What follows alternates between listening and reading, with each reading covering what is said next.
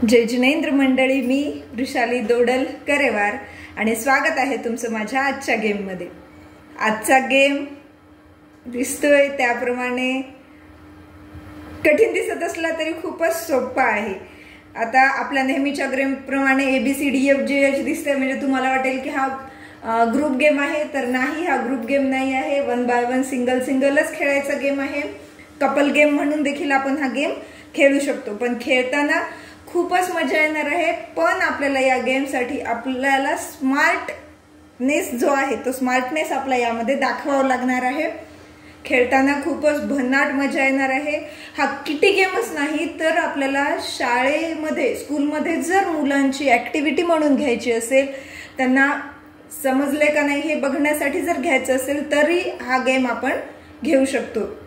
Game खेळून बघूयात, खूप मजा येणार आहे खेळताना। आता दिसतंय इथं A to Z पर्यंत ABCD A to Z पर्यंतचे लेटर्स आहेत, पण ते सिक्वेन्सने न लावता सगळे इकडे तिकडे लावलेले, ते मुद्दाम लावले का ते तुम्हाला गेम खेळताना कळेल।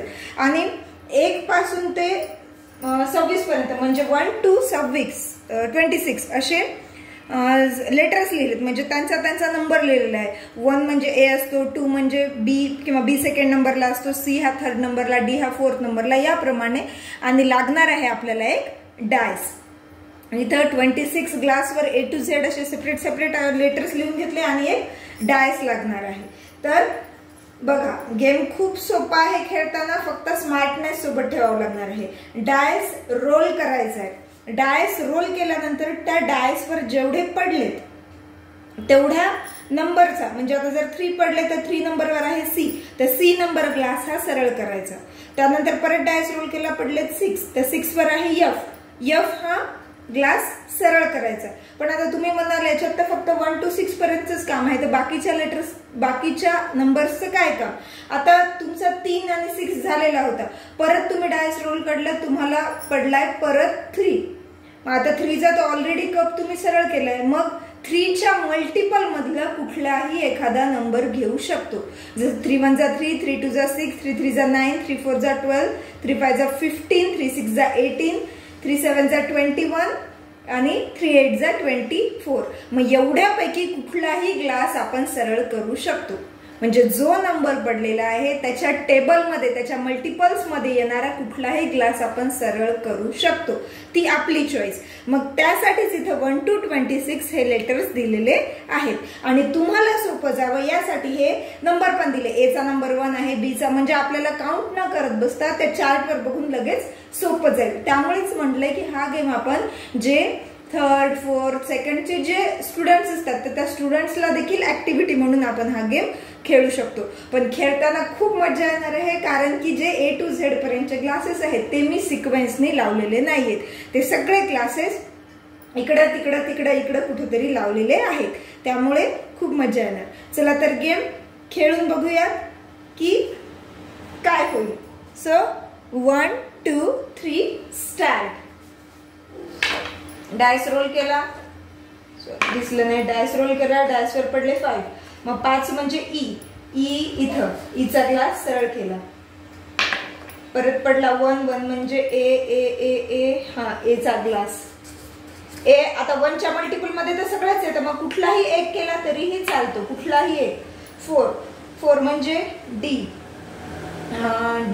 किंवा 4च्या मल्टिपल मधलं काहीही केलं तरी चालेल, गरज नाही आहे की D ला शोधायचं।